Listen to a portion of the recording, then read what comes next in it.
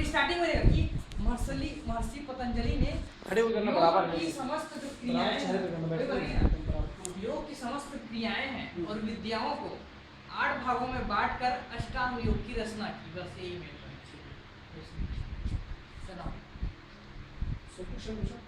ठीक है ना। हाँ, अष्टांग योग के बारे में बताइए विस्तार पूर्वक और उसके जो 8 अंग हैं उनके बारे में। अष्टांग योग सबसे पहले योग के बारे में बात करते हैं। योग आत्मा से परमात्मा का जो मिलन है वो योग कहलाता है। तो योग जो है, योग हमारे भारतीय संस्कृति की बहुत प्राचीन धरोहर है, जो कुछ समय पहले विलुप्त की स्थिति में था और अब जो है कुछ ऋषि मुनियों ने उसका बहुत ज़्यादा ही प्रचार प्रसार किया है, जिसकी वजह से आज देश विदेशों में लोग इसे अपना रहे हैं। और महर्षि पतंजलि ने अपने योग दर्शन में योग को 8 भागों में बांटा है, जिसे अष्टांग योग कहते हैं। आइए हम जानते हैं कि अष्टांग योग में वो 8 कौन से भाग हैं। पहला जो है यम है, दूसरा नियम, आसन, प्राणायाम, प्रत्याहार, धारणा, ध्यान, समाधि। जो यम है, यम के अंदर भी 5 आचरण है। पहला सत्य, अहिंसा, अस्तेय, अपरिग्रह, ब्रह्मचर्य। सत्य अर्थात जो हम देखते हैं, जो सुनते हैं, उन्हें कहना, उन्हें बोलना, उन्हें मानना, झूठ ना कहना, ये सत्य है। अहिंसा अर्थात कि दूसरों को कष्ट ना देना, दूसरों को मारना नहीं, मतलब दया की भावना रखना, अहिंसा। अस्तेय, चोरी नहीं करना, झूठ नहीं बोलना, गलत काम नहीं करना, अस्तेय। अपरिग्रह, गलत तरीके से धन संचय ना करना, अधिक संचय ना करना, धन को छुपाना नहीं, ये अपरिग्रह आचरण कहलाता है। और लास्ट में जो है ब्रह्मचर्य अर्थात हम अपने शरीर के सभी इंद्रियों को संतुलित रखते हुए संयम रखना और उसको सही रूप से पालन करना, जो है ब्रह्मचर्य कहलाता है। और दूसरा जो है नियम, आसन, प्राणायाम, प्रत्याहार, धारणा, ध्यान, समाधि। आसन के बारे में बताइए। हाँ, और आसन, महर्षि पतंजलि ने आसनों को अलग से अष्टांग योग में अलग से स्थान दिया है, जिसमें आसन जो है कई प्रकार से होते हैं। आसन, कुछ आसन जो है खड़े होकर किए जाते हैं, कुछ आसन होते हैं जो बैठ कर किए जाते हैं, कुछ आसन जो है लेट के किए जाते हैं। जैसे लेट के किए जाने वाले आसनों में से है जो सबसे आसान आसन है, जो शवासन है, और खड़े होकर किए जाने वाले आसन है जैसे वृक्षासन है और ताड़ासन है, जो लंबाई बढ़ाने के लिए होता है, बच्चों का पूर्ण विकसित होता है, उससे हाइट शरीर बढ़ता है। और बैठ के किए जाने वाले आसन है, जैसे बैठ करके पश्चिमोत्तर आसन, गौमुख आसन, ऐसे कई प्रकार के आसन हैं जो बैठ के किए जाते हैं। और लेट कर किए जाने वाले मैंने बताया, जैसे कि शवासन है, योग निद्रा आसन है। आसन से हमें क्या क्या लाभ होता है? आसन से हमें हमारे शरीर की जो मांसपेशियां हैं वो लचीली बनती है और उनका जो ब्लड सर्कुलेशन है वो फ्लो जो है ठीक तरह से प्रवाहित होना शुरू हो जाता है। और जो मन है हमारा एकाग्र होता है और तनाव दूर होता है, जिससे हमारे दिन भर की जो कार्य करने की जो क्षमता होती है वो बढ़ जाती है आसन करने से। और दिन भर का जो रात भर जो हम सोते हैं, हमारे शरीर जो है सुसुप्त अवस्था में चला जाता है। और जब हम आसन करते हैं, आसनों से हमारा जो शरीर है एक्टिव हो जाता है, इसमें ऊर्जा भर जाती है हमारे शरीर में। प्राणायाम क्या है? प्राणायाम जो प्राण को आयाम से कनेक्ट करता है, प्राणों का आयाम ही प्राणायाम कहलाता है। प्राणायाम से हम अपने शरीर के आंतरिक भागों को शुद्ध करते हैं। हमारे जो फेफड़े हैं किडनी है, श्वास नली है, सांसों के माध्यम से हम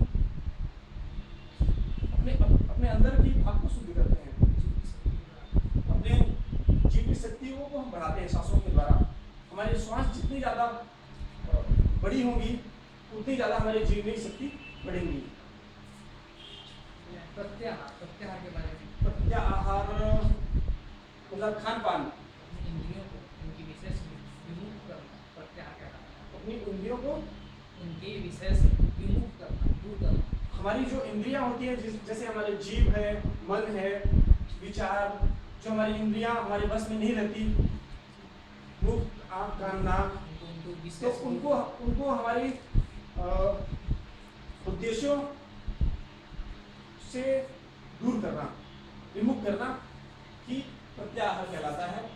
धारणा किसी एक चीज के बारे में, किसी विचार को, किसी एक विचार को, किसी वस्तु के बारे में सोचना बनाना, किसी एक विषय वस्तु के बारे में सोचना ही धारणा कहलाता है। जब हम उसके बारे में सोचते हैं, ध्यान क्या है? हाँ, किसी एक विषय वस्तु के ऊपर ध्यान देना, ध्यान करना ही धारणा कहलाता है। ध्यान में केवल जो आप ध्येय करते हैं सिर्फ वही वस्तु आपके ध्यान में रहती है? जैसे क्योंकि हम जब ध्यान करते हैं तो किसी एक विषय को लेकर ध्यान करते हैं और उस विषय को लगातार अपने मन में बनाए रखते हैं। कंटिन्यू जब तक हम विचार करते हैं उसी विषय पे, हम उसी विषय को केंद्र बिंदु मान करके हम ध्यान करते हैं, जिससे हम लगातार जितने समय तक हम ध्यान करेंगे उस विषय तक पर हम केंद्रित रहेंगे। समाधि क्या है? समाधि हमारे उद्देश्य की प्राप्ति, जो हमारा लक्ष्य, जिसे हम केंद्रित करते हैं, जिसे हम सोच रहे हैं, जिसे हम पाना चाहते हैं, ऐसा लगता है कि हम स्वयं वही हैं, तो जिसे हम पाना चाहते हैं उसकी प्राप्ति ही समाधि है। जब हमें लगने लगे कि वो चीज़ मैं ही हूँ, वो समाधि। जब हमें पता चल जाए कि वो चीज़ मैं हूँ, मैं मुझ में है, जो चीज़ मैं अनुभव हो रहा हूँ मैं ही हूँ, हाँ, जो चीज़ मुझे अनुभव हो रहा है वो मैं हूँ, तो वो समाधि की अवस्था कहलाती है। इस प्रकार से महर्षि पतंजलि के जो 8 भागों में बनाया गया हुआ योग है, अष्टांग योग, के सारे 8 अंग जो है कंप्लीट होते हैं। और क्या हम योग में इसे सीक्वेंस ही बढ़ते हैं? हाँ, महर्षि पतंजलि ने बहुत इसके बारे में ध्यान और तब करके उन्होंने ये 8 अंगों का विस्तार किया है, उसको व्यवस्थित तरीके से उन्होंने रखा है, जो मानव इसे अपना सकते हैं। यम, नियम, आसन, प्राणायाम, प्रत्याहार, धारणा, ध्यान, समाधि। वर्तमान समय में इन 8 अंगों में सबसे ज्यादा कौन से अंग प्रचलित हैं? वर्तमान समय में सबसे ज्यादा जो है आसन, प्राणायाम और ध्यान।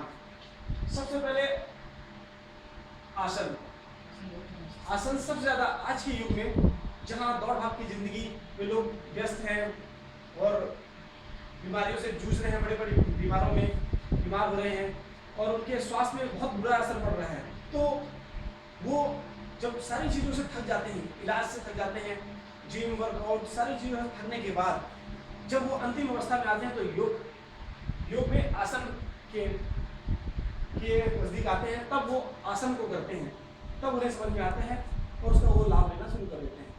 क्या आसन के द्वारा कई गंभीर बीमारियां भी हो सकती हैं? अगर हम किसी मार्गदर्शक के अंदर में हम योग नहीं करते और हम देख करके टीवी पे देख करके योग या प्राणायाम या आसन करने की कोशिश करते हैं, अगर उसमें हमसे कहीं त्रुटि हो रही है तो उसका गंभीर परिणाम भी पड़ सकते हैं, कई प्रकार के साइड इफेक्ट हो सकते हैं। मैंने सुना है कि कई प्रकार की जो बीमारियां हैं वो डॉक्टरों से इलाज करने के बावजूद भी ठीक नहीं हुई, लेकिन आसन करने से वो ठीक हो गई। क्या ऐसा ही है? बिल्कुल, क्योंकि आसन जो करते हैं हम, उससे हमारा जो रक्त संचार है, बॉडी के जो सारे पार्ट्स हैं वो सारे खुल जाते हैं, एक्टिव हो जाते हैं, और जब हम इलाज कराते हैं, ट्रीटमेंट कराते हैं, तो वो सिर्फ मेडिसिन के द्वारा ही होता है। हमारा शरीर सारा शरीर जो हमारा उसमें सहयोग नहीं करता। लेकिन जब हम आसन करते हैं उसमें हमारा शरीर का सारे भाग सहयोग करते हैं और बहुत आराम से हम आसन करते हैं, सहूलियत से, सहजता से।